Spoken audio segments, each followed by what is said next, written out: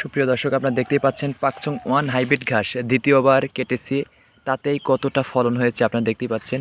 একটি ছোপে অনেক ঘাস, কতটা কুশি ছেড়েছে, যত কাটবো অত ফলন হবে এই ঘাস। দেখতেই পাচ্ছেন সুপ্রিয় দর্শক, কতটা সুন্দর ছোপ নিছে, আপনার ভিডিওতে দেখতেই পাচ্ছেন।